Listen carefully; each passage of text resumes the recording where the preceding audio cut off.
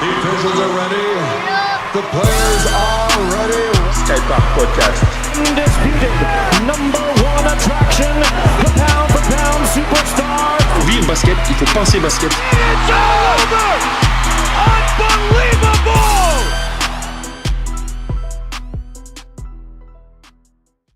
Alors c'est parti maintenant pour la séquence du débrief avec notre spécialiste Pat Villemur. Pat, est-ce que tu es là ? Je suis là. Ok, super Pat. Alors Pat, aujourd'hui on va fonctionner de façon un tout petit peu différente par rapport à d'habitude. On va chacun donner notre coup de cœur et notre coup de gueule.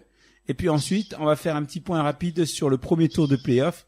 Et puis que comme ça, tu nous donnes ton ressenti. Et puis je donnerai aussi le mien. Voilà. Alors Pat, on commence par toi ? Coup de cœur ou coup de gueule ? Tu commences par quoi ? Donc je commence par le coup de cœur. Alors vas-y, on t'écoute. Voilà. Donc déjà bonsoir à tous, déjà quand même, voilà. Donc le coup de cœur, donc je le donne donc aux New Orleans Pelicans après leur magnifique sweep contre les Blazers ce week-end. Mm-hmm. Donc 4-0 donc pour les Pélicans, et je dirais voilà, sans être une immense surprise forcément, on va dire, parce que les Pélicans avaient largement les moyens d'éliminer les Blazers. Mais de là à leur mettre un sweep, gagner les 2 premiers matchs au Moda Center et tout, là, ça par contre, là on a affaire à une grosse surprise. Mais à côté de ça, on n'a pas affaire qu'à une surprise, on a aussi affaire à une histoire que je trouve quand même relativement sympa. Car les Pélicans, autant ils étaient bien placés quand avec Cousins, autant on leur donnait pas cher franchement de leur capacité à pouvoir tenir sans après la blessure, la grave blessure de Boogie. Donc ils ont réussi, ils ont intégré Mirotic parfaitement. Lui c'est aussi parfaitement adapté aussi au système. Voilà, donc c'est une très belle histoire, c'est une belle histoire aussi pour Anthony Davis, parce que c'est sa première série de playoffs qu'il remporte. C'est une belle histoire aussi pour Alvin Gentry, qui a été très critiqué ces dernières années pour son coaching, etc. Mais ne jamais oublier que les Pélicans, année après année, ils ont été toujours plombés par des blessures, toujours au plus mauvais moment, et ça leur permet, soit ils se sont écroulés à chaque fois et ils n'ont pas pu se qualifier pour les playoffs, soit ils se faisaient éliminer au premier tour, comme c'est arrivé par les Warriors. Et aujourd'hui, bon, hormis évidemment cette grave blessure de Cousins, mais là ils arrivent en pleine forme, et le duo Davis-Holiday dominant, qui a réalisé une performance extraordinaire lors du match 4. Je trouve que cette équipe sympathique, qui pratique en plus un très beau basket complémentaire. Voilà, Alvin Gentry, il a fait un... Ouais, je sais ce que j'allais te dire. Tu m'avais parlé aussi d'Alvin Gentry, et que tu trouvais que c'était une bonne revanche pour lui. C'est une très bonne revanche, parce qu'il a prouvé aussi qu'il était capable de faire des très bons choix. Le premier très bon choix qu'il a fait, c'est donc d'avoir décalé Jrue Holiday en poste 2, et d'offrir la main, de laisser la main à Rajon Rondo. Donc voilà, Rajon Rondo il revit, il est en mode playoff, et il bonifie l'équipe, il distribue caviar sur caviar. Anthony Davis en profite, il se régale, que ça soit à mi-distance sur des pick and roll, soit sur des alley-oops où il arrive à passer derrière, et il est tellement athlétique que voilà, il passe par-dessus ses adversaires. Enfin, c'est vraiment ça. Il y a une entente entre Rondo et Davis qui est magnifique. Et Jrue Holiday, c'est superbe, parce qu'il prouve qu'en poste 2, il se régale, et qu'il peut être un énorme scoreur, parce que on n'en parle pas beaucoup cette année de Jrue Holiday, mais il réalise des cartons incroyables au scoring. Depuis que Jrue Holiday est poste 2, il réalise des performances magnifiques. Et en plus, à côté de ça, par rapport à sa moyenne en carrière de passes décisives, elle diminue pas. Donc il continue en plus à distribuer des passes décisives, tout en marquant plus de points qu'avant. Que même à son époque où il a été All-Star avec les Sixers, il marquait pas, il marquait moins de points. Il met les passes décisives, c'est à peu près le même nombre que ce qu'il avait quand il était aux Sixers. Donc et puis même pour Jrue Holiday, moi ça me fait énormément plaisir, parce que lui, quand on sait tous les problèmes qu'il a pu connaître, les problèmes personnels avec sa femme qui a été malade et tout en début de saison, et ça se voit que c'est un très bon gars, et lui et son frère, voilà, sont vraiment des joueurs qui sont irréprochables sur le terrain. Et voilà, là aujourd'hui, je trouve que c'est vraiment, c'est vraiment une super performance et une bien belle histoire pour cette équipe de Nouvelle-Orléans. Et je pense que voilà, ils donneront du fil à retordre aux Warriors. À moins que les Warriors se fassent remonter 4-3 par les Spurs, mais j'y crois pas du tout. Ça... Ouais. Bon, en tout cas, c'est ton coup de cœur. Donc, les 4-0 des Pelicans face aux Portland Trail Blazers. Ok. Ça me paraît être un coup de cœur bien justifié. Et ton coup de gueule. Alors, ce qu'on va faire, c'est que je vais donner mon coup de cœur. Et puis ensuite, on donnera tous les deux notre coup de gueule. Alors, moi, mon coup de cœur, alors, on avait décidé de coup de cœur, coup de gueule. On n'avait pas forcément dit que ça allait être la NBA, hein, mais bon, il se trouve que c'est NBA. Pour moi, c'est Joel Embiid. Voilà. Pourquoi c'est mon coup de cœur? Parce que Joel Embiid, il ramène un petit peu de trash, un petit peu de dureté dans une NBA que je trouvais beaucoup trop lisse. Moi, j'arrivais plus à me reconnaître. Un regard mal placé, tu prenais une technique. Les mecs, je me souviens d'une phrase de Kevin Durant qui disait que quand il jouait aux jeux vidéo, il adorait prendre LeBron James. Moi, c'est des phrases que j'ai pas envie d'entendre, quoi. J'ai envie que ça soit la compète à fond sur le terrain et que même si les mecs sont potes, eh ben voilà, qu'il y a un petit peu ce jeu psychologique, quoi. Et Embiid, il joue à ça à fond. Il met un dunk, il regarde son adversaire. Tout le monde sait que c'est pas un méchant. Tout le monde sait que c'est un bon gars, mais il joue le truc, il joue le jeu. Et vraiment, je suis content de voir un joueur comme Embiid dans la ligue. Et j'espère que ça va faire naître peut-être d'autres vocations dans les joueurs, tout en respectant l'adversaire. Mais voilà, un petit peu de dureté, un petit peu de chambrage, ça fait du bien. Nous, on a envie de voir ça. Le public a envie de voir d'arriver. Mais moi, je trouve qu'on a affaire justement à un retour un peu du trash talking et des petits accrochages comme ça et tout entre joueurs là, un peu de dureté. Il suffit juste de regarder un petit peu. Enfin, moi, j'ai regardé les derniers matchs. Par exemple, mais déjà, ne serait-ce que le match 4 Nouvelle-Orléans Portland, ça s'est énormément accroché. Il y a eu énormément de trash talking. Zach Collins, Holiday, il y a eu Edward Moore avec McCollum. Il y a eu énormément de voilà, ça parle énormément. Ce match-là, il y a eu des accrochages. Il y a eu des accrochages aussi lors de Miami-Philadelphie aussi. Voilà, beaucoup même. Voilà, il y en a eu plus. Mais on a envie de ça. On veut de la rivalité. Parce que tu sais, j'ai repensé, je me disais, mais il y a qu'au basket où quand tu regardes, enfin bon, il y en a peut-être d'autres sports, mais franchement, il y a que le basket qui me vient en tête comme ça, où quand tu regardes ton adversaire dans les yeux, un petit peu vénère, et ben tu prends une technique. J'imagine un arbitre de foot qui mettrait un carton jaune à quelqu'un parce qu'il a regardé l'adversaire. Tu vois, c'est débile. Même au tennis, je pense qu'on a le droit de regarder son adversaire comme ça sans être sanctionné. Et au basket, tu vois, on veut tellement rendre le jeu lisse que on en a un petit peu tué ce côté-là. Et moi, je suis content que Embiid en trotte, le ramène. Quoi. Ah, mais moi, je trouve que c'est de retour. Hein. Regarde même, ne serait-ce que le match Cleveland-Indiana entre Stephenson et oui, et j'adore. Ça continue et ça fait des années que ça continue et ça parle et ça se regarde et ça chambre. Voilà, c'est James répond pas très souvent, mais quand il répond. Voilà. Bon, après, Stephenson, il en devient un peu, des fois, ridicule, parce qu'au final, il trash, mais après, il perd. N'en parle pas trop, parce que après, tu vas nous parler de cette série. Oui. Alors. Pas de souci. Ton coup de gueule, maintenant, Pat. Alors, mon coup de gueule, il reste sur la NBA. C'est, le tanking, en NBA. Alors, explique-nous ce que c'est, pour ceux qui ne savent pas. Alors, le tanking, en gros, pour schématiser, ce sont des équipes qui perdent, entre guillemets, volontairement des rencontres pour obtenir un choix de draft le plus haut placé. Je pense qu'on peut dire ça comme ça. Alors, répète-moi ça parce que je suis désolé, j'étais en train de me moucher. Vas-y. Alors, redis-moi. Je disais que le tanking, c'était des équipes qui perdaient, entre guillemets, volontairement des rencontres pour obtenir le choix de draft le plus haut placé. Ouais, voilà, on peut dire ça, effectivement. Voilà. Ouais. Voilà, on peut dire ça comme ça. Sauf que le problème qui se passe, c'est que depuis des années, je trouve que c'est un peu poussé, c'est de plus en plus poussé. C'est-à-dire que là, moi, il y a des informations. Je pense à Memphis, à Chicago ou à même Phoenix. Ils ont montré, même l'année dernière, il y a eu aussi Phoenix aussi qui avait fait le coup. Je trouve que voilà, c'est bien. Peut-être, ok, ils veulent un choix de draft bien placé, tout ça et tout. Là après, je pense que la NBA devrait vraiment y remédier et pas forcément laisser, on va dire, la possibilité aux équipes les plus mal classées, on va dire, d'obtenir des choix de draft hauts, mais on va dire, mettre à égalité toutes les équipes qui sont pas qualifiées pour les playoffs.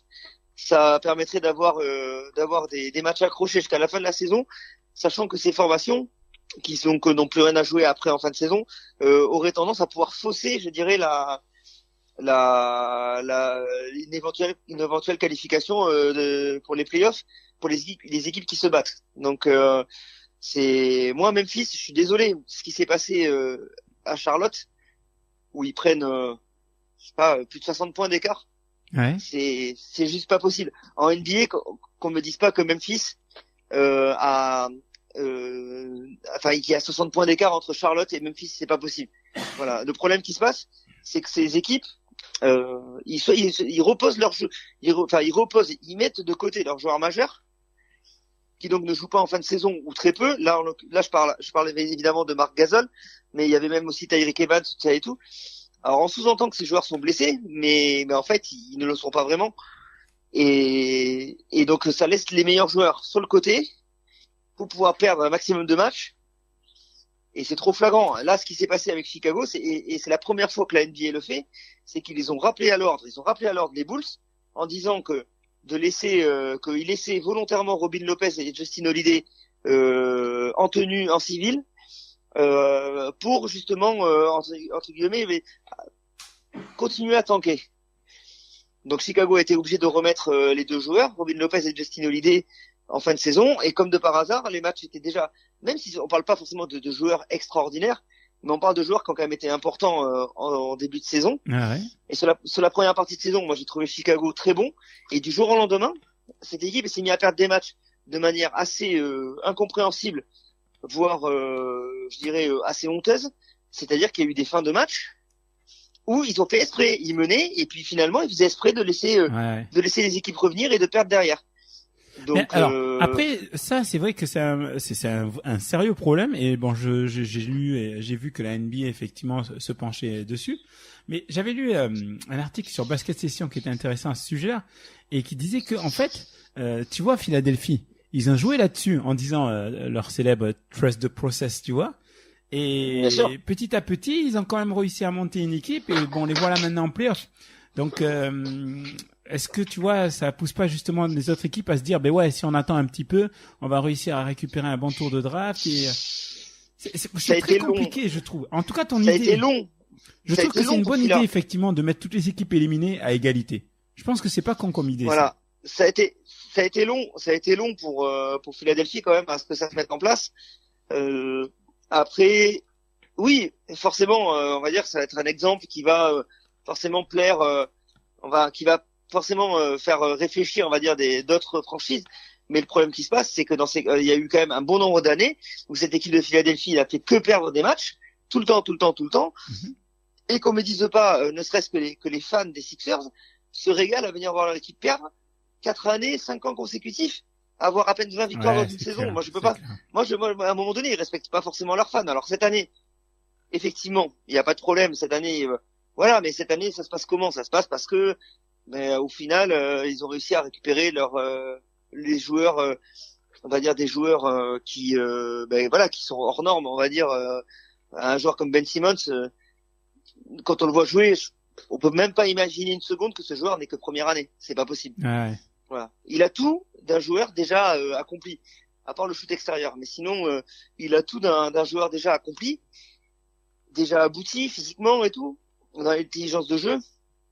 Donc oui, effectivement, vu comme ça, Philadelphie, là, ils sont capables de faire une grosse surprise. Mais voilà, ça a duré très longtemps. Et je pense pas que les franchises comme Philadelphie, les fans de Phila méritent pas de voir leur équipe perdre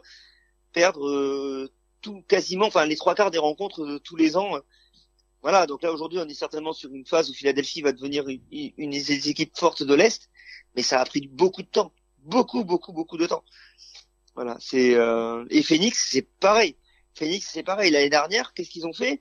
L'année dernière en fin de saison, ils ont mis de côté Brandon Knight, ils ont mis de côté Rick Bledsoe en sous-entendant qu'ils étaient blessés pour perdre des matchs. Et cette année ils ont fait la même chose, en mettant de côté TJ Warren et Devin Booker, et je suis sûr et certain que ces joueurs-là étaient en capacité de jouer, et Devin Booker, il avait entre guillemets sous-entendu, mais aujourd'hui, Enfin, aujourd'hui, moi, ce qui m'agace, c'est que en fin de saison, on a vu tout simplement des joueurs, des équipes de G-League, voilà, tout simplement, qui ont joué les dernières rencontres, et ça vaut aussi pour Dallas. Voilà, il y a des joueurs. Franchement, il faut suivre vraiment la NBA de très très très très près pour connaître les rosters de fin de saison de Phoenix, Dallas, Memphis. Ouais. Voilà, il faut suivre vraiment de très près. Il faut même aller jusqu'à la G-League pour suivre tout ça. Parce qu'il y a des joueurs qui étaient tout simplement inconnus au bataillon. Tout ça pour tanker. Après, ça offre des performances surprenantes. Hein. Le Alec Peters de Phoenix qui met 36 points face à Dallas. Je pense pas que celui-là, on aurait pu le parier. Enfin, je pense que la personne qui avait parié ça, il a dû se faire un blé assez énorme. Hein. Voilà, mais bon, voilà. Mais à mon avis, Alec Peters, il replantera plus jamais 36 points en NBA. Enfin, je pense pas, du moins. On verra bien. Bon, en tout cas, c'était ton coup de gueule, Pat, le tanking. Ouais. Ouais, c'est un vrai problème. Je sais pas. Moi, j'ai pas de solution, mais j'aimais bien ta solution là, de mettre tout le monde à égalité. T'es pas qualifié. Au moins, ça obligerait vraiment toutes les équipes à jouer le coup à fond jusqu'à la fin de la saison, quoi. Voilà. Ouais. Alors, mon coup de gueule à moi. Bon, c'est un coup de gueule sur lequel on pourrait développer des heures, mais on va essayer de faire court pour que t'aies le temps de nous faire un débrief des playoffs, du premier tour des playoffs. On sort complètement de la NBA. J'en ai déjà parlé. C'est le déclin du niveau du basket Girondin. Alors, j'explique. Donc, alors d'ailleurs, ce que je vais dire, c'est plus valable pour les hommes que pour les femmes. Parce qu'au niveau féminin, en Gironde, je trouve que le niveau se stabilise. On a toujours Saint-Delphin qui est en National 2. Bon, on a les GSA qui sont descendus, mais bon, là, elle se stabilise en R1. Et puis, même en R1, on a plusieurs équipes donc du coin. Il y a le Bec, il y a aussi Mérignac, il y a le Taillan. Le Taillan, d'ailleurs, qui va monter en National 3. Donc, au niveau des filles, je trouve que le niveau est sensiblement le même, voire se porte bien, on va dire. Se porte bien. En revanche, meilleur même, je dirais, moi. Tu trouves meilleur, toi? Un peu meilleur, ouais. Ouais. Mais bon, après, donc, voilà. en tout cas, il se porte bien. En revanche, chez les garçons, pour moi, je vais être dur, mais pour moi, c'est nul, quoi. C'est une catastrophe. Après, bon, faudra réfléchir aux raisons du comment, du pourquoi. Est-ce que ce sont les joueurs qui sont moins bons, qui travaillent moins, ou est-ce que ce sont les coachs qui sont peut-être moins performants, moins formés, je sais pas. Mais on constate en tout cas qu'on n'a plus qu'une seule équipe en National 3. Bon, j'oublie les GSA parce que bon, ils sont quand même en N2, mais les GSA, ils monteront pas cette année, sauf Miracle ou sauf Wildcard. Ensuite, on a Castelnau qui est donc la seule équipe en N3 et qui a pas fait, on va dire, une saison extraordinaire. Ils sont en milieu de tableau. Ensuite, en R1, on a 13 qui va descendre. Je crois que c'est même sûr. Je sais pas si t'as vu, Pat, mais je crois qu'ils sont quasiment certains de descendre. Alors, ce qui m'embête dans la situation, c'est que je ne sais aujourd'hui, à l'heure actuelle, pour en avoir parlé avec Jamel, là, le coach de Mérignac, Ouais. Ils ne savent pas exactement le nombre d'équipes qui va descendre. D'accord. Donc en fait, on ne sait pas s'il va y avoir 6 descentes, 4 descentes. Voilà, c'est si on reste effectivement sur ce que William nous avait raconté la dernière fois, Ouais. 13 descentes. C'est sûr et certain. Mais c'est dommage d'ailleurs, ils ont réalisé une énorme performance ce week-end, mais bon, après voilà. Mais c'est À mon avis, ça va être, enfin, moi, 13 actuellement, ils sont. Moi, je pense qu'on est sur une phase où il va y avoir beaucoup de descentes.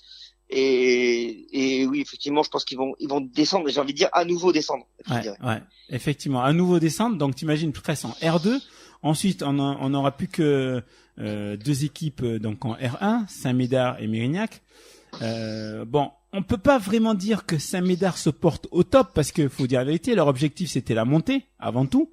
Et donc ils vont pas monter. J'ai envie de dire qu'il y a presque que Attends, Mérignac. c'est sûr ça? Comment? C'est sûr ça, parce qu'ils sont pas loin du tout de la deuxième place. Ils peuvent, en fait, mathématiquement, c'est pas faux. T'as raison. Ils peuvent encore monter parce qu'ils sont à une défaite derrière. Mais enfin bon, c'est vrai que je me suis prononcé un petit peu vite. On va voir. Si ça se trouve, ils vont monter. Je sais pas. Il faudrait que Élan Tursan perde les 2 matchs à venir et que Saint-Médard remporte les 2. Mais alors attends, je regarde en même temps. Je vais regarder Élan Tursan contre qui il joue. J'avais regardé la dernière fois, mais le point average, c'est qui l'a? C'est Tursan ou c'est Saint-Médard? Alors attends, je vais te dire ça tout de suite. Alors, Élan-Tursan, Saint-Médard, match aller. Donc, à l'aller, c'est Tursan qui gagne d'un point et au retour. Et au retour, c'est Saint-Médard qui gagne. Donc, c'est Saint-Médard qui a le point Qui a le avérage. point avérage. Ouais. D'accord. Après, Donc, Élan-Tursan, Élan-Tursan, ils vont à Dax, prochain match. ça peut être compliqué pour eux, cela dit, à Ça Dax. peut être compliqué à Dax, ouais. Et après, Ben oui, ils mais alors attends. Ouais, mais ils reçoivent Brûlois, c'est fini. Ils reçoivent Oui, Brûlois. mais je vais te dire pourquoi je pense que c'est compliqué pour Élan-Tursan. C'est que l'Élan-Tursan a perdu contre 13 ce week-end à domicile. Ouais. Ouais, 2-3 Voilà, points. 73-70. C'est vrai. 13 à gagner à l'élan-Tursan. Donc l'élan-Tursan, est-ce qu'ils ont pas pris un coup sur la tête? Et est-ce qu'ils vont pas les perdre à Dax? Ouais, mais ils reçoivent après Brûlois. Oui, mais si Saint-Médard gagne les 2 matchs, c'est Saint-Médard qui monte. Ah oui, c'est vrai, ils ont le point avérage. Ah ouais, donc c'est pas fait. Donc c'est un Voilà. argument. Il faut que- C'est un argument en moins pour moi, celui-ci. Mais bon, en tout cas. Non, 13 mais non. Pour moi, ça change rien sur ce que tu dis. Je suis entièrement d'accord avec toi sur le niveau du basket girondin. De toute façon. Mais en tout cas, effectivement, Tress va descendre de niveau. Et puis, je me demande où est la relève, quoi. Franchement, moi, tu sais ce que je me dis? Je me dis, les mecs, quand les poules sont faites en début d'année, les Lot-et-Garonnais, les Landais, etc., quand ils ont des Girondins dans leur poule, ils doivent être contents. Ils doivent se dire, waouh, on va voir. Parce que c'est toujours la réputation qu'on a eue en Gironde d'être soft. Et là, ils doivent se dire, ouais, c'est génial, on a des équipes girondines, ça va être une balade de santé, quoi, tu vois. Et donc voilà, c'était mon coup de gueule. Peut-être que dans un prochain podcast, on pourra un petit peu plus en parler pour voir quelles sont les raisons. Enfin, moi, je suis entièrement d'accord avec toi. Comment on peut se retrouver avec juste la meilleure équipe, on va dire, en N2, la deuxième en N3, et après derrière il n'y a plus rien. Et après, ça se retrouve voilà. Et moi je trouve ça incroyable. Il y a quelques années, il y a pas si longtemps que ça, on avait les JSA en Pro B, on avait Castelnau en N2, Mérignac, Saint-Médard et Tress en N3. Là déjà, je trouvais que pour le basket girondin, c'était quand même déjà un peu plus gratifiant, je dirais. C'était pas extraordinaire, mais c'était déjà beaucoup mieux. Et comme tu dis, ce qui est inquiétant, c'est qu'aujourd'hui on voit pas de signes qui font croire que ça va changer. Ouais, non, c'est ça clair. C'est ça c'est ça que je trouve inquiétant. Et moi, tu parles du Lot-et-Garonne, et le Lot-et-Garonne, ils vont avoir 4 clubs, et j'insiste bien sur le mot 4, en N2 l'année prochaine. Ouais. Val-d'Elbret, Villeneuve-sur-Lot qui vient de monter, Garonne et Marmande. Le Lot-et-Garonne a 4 clubs en N2. Ouais. Donc franchement, franchement, faudrait peut-être faire un podcast là-dessus, discuter avec des personnes qui sont peut-être un peu mieux placées pour nous, pour donner leur avis et donner des explications. Et je suis même pas descendu jusqu'en R2, parce que si je descends à R2, il y avait la poule avec les JSA, le Hayan, le Bousca et Saint-Médard et le Bec, voilà. Le Bousca est à 2 doigts de descendre, va peut-être même descendre. Le Hayan, ils ont galéré vraiment cette saison. On sait pas très bien s'ils vont se maintenir. Mais le Hayan, à la limite, on peut dire que c'était des promus. Donc bon, ça passe. Saint-Médard va descendre. Donc vraiment, enfin Saint-Médard, je sais pas si mathématiquement c'est fait. Attends, je vais regarder le classement en même temps. Oui, c'est sûr, Saint-Médard descend. Ils sont à 5 victoires, 15 défaites, ils descendent. Et le Bousca peut peut-être encore se sauver, mais ils n'ont pas leur destin entre les mains. Donc voilà, grosso modo, le niveau girondin, c'est une hécatombe. Et bon voilà, c'était mon coup de gueule. Mais on le sentait venir depuis. De toute façon, on en avait déjà parlé ensemble il y a au moins 1 an, et on avait senti venir. On avait senti qu'il y avait il y avait quand même déjà des signes alarmants, on va dire, au fur et à mesure des années, et que voilà, déjà en National 3, les clubs avaient du mal à se maintenir à un moment donné, et après finalement, c'est passé ce qui devait se passer, l'inéluctable, c'est-à-dire qu'ils sont descendus. Et c'est incroyable parce que année après année, au fur et à mesure des années et en très peu de temps, les trois clubs soient descendus de National 3 en pré-national. Et encore aujourd'hui, tu me dis que donc 13 va descendre. 13, c'est la débandade. 13, c'est la débandade. Ils étaient en N3 et là, ils vont se retrouver. Il y a un vrai problème, c'est-à-dire qu'en fait, il y a aucune capacité à renouveler les. C'est ça. Enfin, voilà, aujourd'hui, ça ne renouvelle pas. Et tu parles des jeunes joueurs, mais les jeunes joueurs, malheureusement, aujourd'hui, les quelques jeunes joueurs qu'on a de très talentueux, ils sont vite pris ailleurs. Ouais, c'est clair. Voilà, et on peut pas les retenir. De toute façon, on ne peut pas les retenir. Voilà, donc effectivement, t'as les JSA d'un côté, peut-être avec une wildcard en National 1, on croise les doigts, mais après derrière, même Castelnau, ça commence à m'inquiéter parce qu'au fur et à mesure des saisons, je trouve que cette équipe, elle descend au classement. Mais ouais, c'est que c'est surtout ce qui est inquiétant, hein, c'est ce que tu dis, c'est qu'il n'y a pas de renouvellement réel, quoi. Enfin. Non, mais j'ai bien compris que Castelnau cherchait à rajeunir son effectif l'année prochaine. Où est la relève? Et c'est vrai voilà, que il cherche à rajeunir. j'avais eu Fred Rocco dans un podcast qui me disait que l'année où il a pris effectivement des joueurs de Tresse, etc. Ben voilà, ça a un petit peu contribué, si je me souviens bien de ces mots, au déclin malheureusement de Tresse, etc. C'est vrai, bien sûr. C'est vrai et un petit peu faux à la fois parce que derrière, on doit pouvoir former des jeunes qui soient capables de prendre le relais à chaque fois, quoi. Et bon, on veut bien une année de disette, mais là, bon, 13, ça commence à patauger dans la mare depuis un moment, et puis ils sont pas les seuls, quoi. Donc vraiment, au niveau girondin, il y a un vrai souci. Bon, on en reparlera, Pat, parce que ça, c'est vraiment un débat assez vaste. Je pense que c'est vraiment un gros sujet qui mériterait vraiment de s'y attarder beaucoup plus longtemps que ça, parce que je suis d'accord. Moi personnellement, je trouve que ça m'inquiète, parce que tu vas aller voir des matchs de très bon niveau et t'es obligé d'aller voir des matchs de bon niveau à un niveau quand même relativement bas, je dirais, parce que l'après-nationale, je suis désolé, hein, voilà, mais c'est pas moi pour voir de la N2 régulièrement, l'après-nationale et la N2 par exemple, la différence de niveau, elle est colossale. Ouais. Voilà. Non mais c'est clair. Je pense pas qu'un joueur puisse forcément se faire remarquer par des équipes plus hautes quand il joue en pré-national. Voilà, donc c'est compliqué. Franchement, c'est compliqué. J'ai encore vu Toulouse en finale de Coupe de France. Putain, c'est un régal, quoi. Ça joue propre. Mais Toulouse en plus, moi je trouve qu'ils sont sur une dynamique incroyable. Ils défendent tellement bien. Là, peut-être pas forcément sur ce match-là qui était peut-être déjà un peu plus, on va dire, offensif.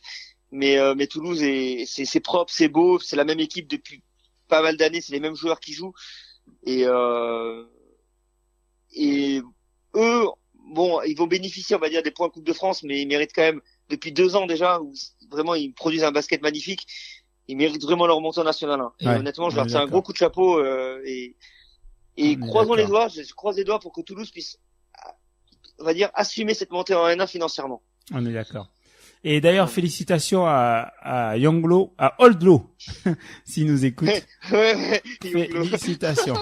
Ça aurait pu être notre coup de cœur, parce que. Ah, mais aussi, tu peux donner un coup de cœur à Old, parce qu'en plus, à côté de ça, bon, c'est quelqu'un qui gravit les échelons, et qui, à mon avis, pourrait peut-être même être un très bon coach à très bon niveau plus tard. Parce qu'à noter qu'il y a quand même que 26 ans. Si je me trompe pas, voilà. De toute façon, il saura me reprendre si je me suis trompé. Il me rattrape. Il me rattrape pas, il y a pas de problème. Voilà. Et en plus, à côté de ça, c'est un super gars, avec la tête sur les épaules, hyper humble. Ouais. Et puis marrant en plus à côté de ça. Donc ça, c'est, gros coup de chapeau, voilà. Ouais, j'adore Old, il est vraiment super cool. C'est mérité pour lui. Donc, félicitations à lui et à toute son équipe. Alors, on passe, au playoff, Pat. Alors, du coup, on va être obligé de faire vite. Vas-y, je vais faire vite, t'inquiète pas. En une phrase, Houston, Minnesota. Là, il y a 2-1 pour Houston. Surprise que Minnesota ait gagné un match ou qu'est-ce que t'en penses de cette série? Houston est très dépendant de sa réussite à 3 points.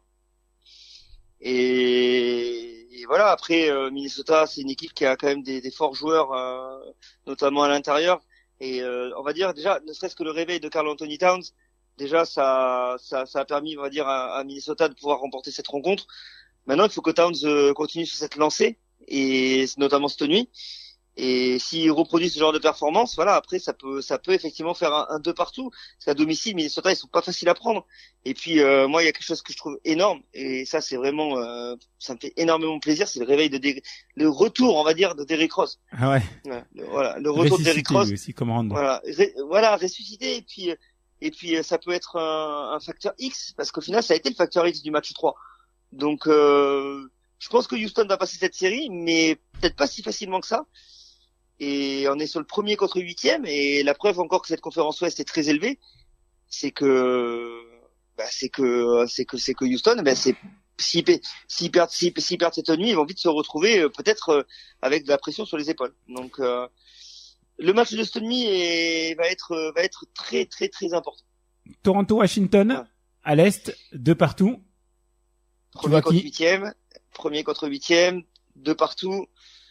Surprenant encore, je dirais, parce que Toronto premier, hein, tout simplement premier. Donc là, voilà, quand t'es premier, il faut aussi assumer sa place de numéro un. Et voilà, ils ont pris la rafale John Wall, on va dire, de plein fouet sur les deux derniers matchs, qui s'est réveillé, qui s'est fâché, tout simplement, qui a été très critiqué. Mais là, je pense qu'on peut pas dire grand chose sur John Wall, qui a réalisé deux matchs exceptionnels. Voilà, et puis bien épaulé par Bradley Beal, on est sur un duo quand même très très fort. Et ben ça donne une équipe de Washington qui a réalisé deux très gros matchs. Tu crois pour Washington? Tu penses qu'ils peuvent passer? J'ai envie de dire que Toronto va passer, mais je crois qu'on n'est pas à l'abri de grosses surprises en fait dès ce premier tour. Donc Toronto peut pas se rater au prochain match à la maison. Ils peuvent pas se rater, ça c'est clair. Je pense qu'ils y croient vraiment beaucoup, Washington. Ils y croient et c'est une équipe qui est tellement habituée, on va dire, aux playoffs ces dernières années, voire en match 7. Mm-hmm. John Wall, Bradley Beal. Après, peut-être il y a on va dire, une lacune à l'intérieur. Faut pas que si le duo Wall-Beal est vraiment au summum comme il a été ces deux derniers matchs, on peut peut-être éventuellement si c'est une énorme surprise. Mais après en face il y a quand même du très lourd. Valanciunas, DeRozan, Laurie, Anunoby qui est très bon aussi. Toronto, ils se sont tirés une balle dans le pied là en perdant ces deux matchs à Washington. Je pense qu'ils auraient pu se mettre à l'abri avant, mais là le truc c'est qu'ils ont perdu assez facilement ces matchs, enfin assez largement. Donc Toronto, voilà, ils sont prenables. Ils sont prenables. Même s'ils passent Washington, ils seront prenables derrière. C'est clair. OKC Utah. 2-1 pour Utah actuellement. Est-ce que c'est pas une surprise ça un petit peu, non? Non. Non, pas pour toi. Non. En fait, t'as une série pour moi où t'as une série entre une équipe qui sait jouer collectivement au basketball. Ouais. Utah. Et qui est coaché mais par un coach que je trouve sensationnel. Quinn Snyder, je le trouve extraordinaire comme coach. Et j'ai envie de dire, il permet à cette équipe de jouer collectivement, mais de façon magnifique. Ils défendent super bien. Et voilà, en face, t'as OKC, c'est qu'une addition d'individualité. C'est pas, voilà, il y a un moment, on a à faire un sport collectif et en play-off, ça fait la différence. Une équipe qui défend et qui sait jouer collectivement, ben voilà ce que ça donne aujourd'hui. Donc c'est quatrième. Je dis pas que Utah va passer, mais j'espère que Utah va passer parce que franchement, ils le méritent. Vu leur deuxième partie de saison, c'est où ils ont quand même rattrapé. Ils avaient énormément de retard pour la course au play-off. Ils ont réussi à tout rattraper. Moi, je vois juste un truc, c'est que moi, la seule chose que je constate, c'est que Rubio a dominé Westbrook au dernier match, que Donovan Mitchell, il assume totalement le fait d'avoir été quand même considéré parmi le ou l'un des deux meilleurs rookies de la saison. Rudy Gobert qui fait un travail monstre dans la raquette. Puis après, t'as des révélations. Joe Ingles, c'est une révélation. Il progresse année après année. Voilà, donc c'est Derek Favors qui est une valeur sûre. Plus un banc qui apporte énormément. Si Utah gagne cette nuit, il passe au KC. Voilà, pour moi, c'est clair et net. Ok. Voilà, je pense que si Utah mène 3-1, je pense qu'ils laisseront pas échapper la série. Et là, attention derrière. Voilà. Attention derrière à Utah. Cleveland, Indiana. 4e contre 5e à l'Est. 2 partout actuellement. Ouais. Qui tu vois passer? Je crois que là, c'est vraiment compliqué. J'aurais envie de dire Cleveland, mais ça va être dur parce que ça n'a pas, déjà, on dit Cleveland Indiana, mais on se demande presque qu'on pourrait pas dire LeBron James contre Indiana, quoi. Parce que, il porte l'équipe à lui, on va dire presque à lui tout seul. Bon, cette nuit, ça me fait plaisir de le placer. Il a été très bien épaulé par Kyle Korver. Mais bon, voilà, ça se produira pas à chaque fois. Et c'est ça fait toujours plaisir. Voilà, oui, parce que je dis pour ceux qui nous écoutent, t'es un fan absolu de Kyle Korver. Depuis toujours. Je tiens à le souligner depuis toujours quand même. Voilà, c'est depuis sa première année à Philadelphie. Korver qui a 39 ans, je crois, hein, c'est ça? 37. 37 ans. Ah, ok, d'accord. 37 ans, mais oui, mais les gens, on a tendance à l'oublier aussi, quoi. Il a 37 ans. Donc c'est vrai que des fois, c'est pas toujours facile pour lui défensivement. Ça n'a jamais été un gros défenseur. Mais là, je trouve que défensivement, il a fait pour le coup, hier, il a fait un gros travail sur Bogdanovic. Donc c'est vrai que c'est vraiment, Ça fait plaisir. Cleveland, voilà. Oui, non, mais après Cleveland, je trouve que, là, en fait, c'est un peu juste. C'est-à-dire que tout leur trade qu'ils ont fait, on était parti du principe que ça bonifiait soi-disant l'équipe, mais moi je trouve qu'on a affaire à des joueurs qui sont inexpérimentés en playoff. Rodney Hood, Clarkson, Larry Nance, c'est des joueurs qui sont inexpérimentés en playoff et qui sont pas des joueurs qui sont considérés comme des leaders. Ouais. C'est des bons role players et aujourd'hui j'ai le sentiment que comme Kevin Love n'assume pas du tout, mais quand je dis pas du tout, c'est pas du tout. Et ben derrière James, je trouve qu'il est seul. Il est seul. Et là, je le trouve vraiment bien seul. Alors, il est toujours très critiqué, LeBron, mais là, il est bien seul parce qu'à l'époque, enfin, au début de saison, il était censé être épaulé par Thomas, par Wade notamment, mais ces joueurs sont partis. Sauf que le problème, c'est qu'un joueur comme Wade, il cartonne encore avec Miami.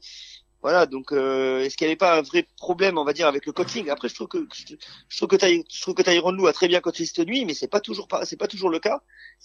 Et puis on m'enlèvera jamais de l'idée que cette équipe manque vraiment, mais vraiment d'un vrai poste 5. Un poste 5 dissuasif. D'accord. Voilà. Un poste 5 dissuasif. Le seul poste 5 dans cette équipe qui aurait pu apporter un peu, c'est Ante Zizic, qui est rookie, mais il ne joue pas.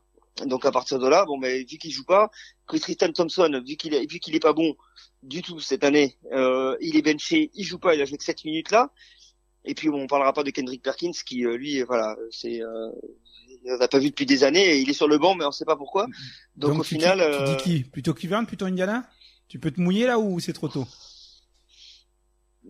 Si je me mouille, je vais dire Cleveland parce que James à un moment donné, il va nous faire un match à 40 ou 50 points pour faire la différence mais ça c'est pas enfin quand je vois le match jouer, quand je vois les rencontres, j'ai l'impression que Indiana est au-dessus ne serait-ce que physiquement et dans le jeu collectif. D'accord. Mais bon, est-ce que LeBron ne va pas gagner la série à lui tout seul? C'est peut-être possible. On va voir ça.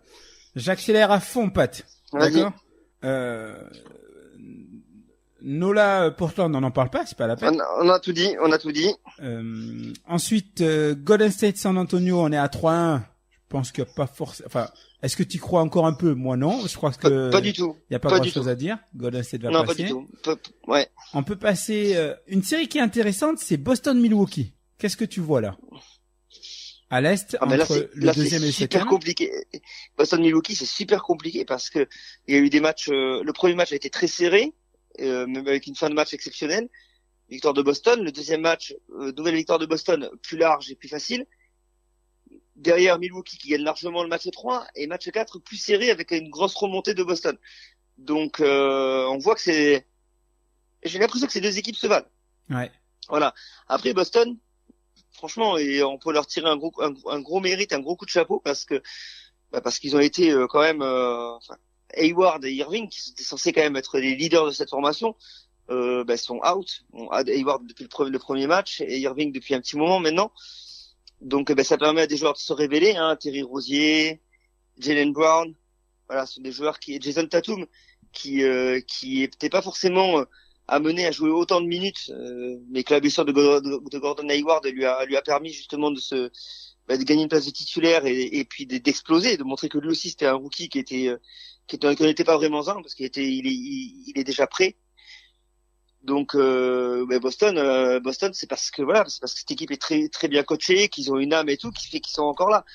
Mais est-ce que Milwaukee va pas finir par justement faire la différence parce que ils ont un extraterrestre comme Antetokounmpo, parce qu'ils ont un joueur ultra sous-coté mais qui est capable de faire de gros cartons, c'est Chris Middleton. Mm-hmm. Voilà, après la grosse déception de cette équipe c'est Bledsoe quoi. Bledsoe il réalise des matchs qui sont à la limite fantomatiques pour un joueur de cette trempe-là, quoi. Donc, 9 points, 5 passes pour Bledsoe, c'est largement insuffisant. C'est largement insuffisant. Donc, s'il continue à se faire dominer par Rozier, ça va peut-être être un peu plus compliqué. Ouais. Mais il faut que pour que Milwaukee passe, il faut qu'ils aillent chercher un match à Boston. J'aime bien Rozier, en tout cas. Rozier, c'est un joueur que j'aime bien. Rosier, il je trouve est bien qu'il ce fait joueur, du bon taf. il se bat bien, Il joue juste. puis il a pas peur dans les moments chauds.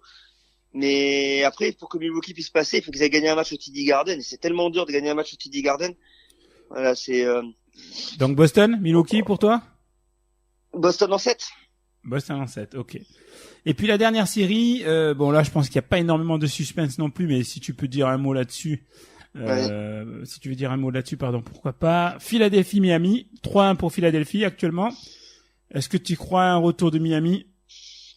Non. Alors Philadelphie, on va dire 4-1. Prochain match, ils vont le gagner, je pense, à domicile. Ouais. Miami, ils ont loupé le coche quand ils menaient largement, enfin pas largement, mais qu'ils avaient l'avantage lors du match 4. Ils ont loupé le coche en se faisant remonter. Mm-hmm. Après derrière, derrière Phila qui gère bien la fin du match et puis qui gagne. Mais cette série me laisse plus penser même à quelque chose. Moi, ça m'amène à aller un peu plus loin dans cette série, c'est que je sais pas pourquoi, mais j'ai l'impression que Philadelphie peut aller en finale, tout simplement. Ah ouais, d'accord. Voilà. Donc ils te plaisent vraiment dans leur jeu, quoi. Ben, ils me plaisent énormément, mais c'est-à-dire qu'en fait, les joueurs sont extrêmement confiants. On sent qu'ils ont une confiance en eux exceptionnelle. Et puis voilà, moi, comme je disais, Ben Simmons, c'est pas un première année. Il gère cette équipe comme si c'était. On a l'impression de voir LeBron James en train de gérer son équipe. Voilà. C'est-à-dire avec la même assurance. Il a une telle assurance, Ben Simmons, que déjà rien que ça, je trouve ça quand même impressionnant pour un joueur qui fait sa première saison. À côté de ça, JJ Redick qui fait une saison magnifique. Voilà, Robert Covington, on parle pas, mais c'est un role player qui peut mettre des gros shoots, qui défend hyper bien. Saric, toujours été un fort joueur, on va dire labellisé Euroleague européen avec tous les fondamentaux et toutes les qualités techniques qu'il a pu acquérir. Et puis bon, Joel Embiid, il est revenu. Alors certes, il a l'air d'être gêné par son masque, mais à mon avis, ça va pas durer bien longtemps. Ouais, je pense pas. Voilà. Et puis le banc, là, ce qu'a fait Philadelphie en allant chercher les deux joueurs d'Atlanta, Bellinelli et Ilyasova, mais c'est un coup de génie. Alors certes, ça, malheureusement, j'ai envie de dire, ça fait que Timothée Luwawu ne joue plus du tout, mais ces deux joueurs en sortie de banc, je les trouve juste monstrueux, mais vraiment monstrueux en sortie de banc. Ce qu'ils font, c'est génial. Après, tu te retrouves avec des joueurs comme Amir Johnson, TJ McConnell, qui sont des mecs qui se battent sur un terrain. C'est ça qu'on veut aussi de la seconde unit, c'est qu'on veut des joueurs qui se battent sur le terrain, qui se donnent à fond, même s'ils jouent pas beaucoup, ils se donnent à fond les 5 minutes qui sont là. Ils le font super bien. Voilà, donc c'est voilà. Alors là, effectivement, Markel Fultz ne joue plus du tout. Pour un premier choix de draft, c'est un peu dommage parce qu'il avait montré des belles choses.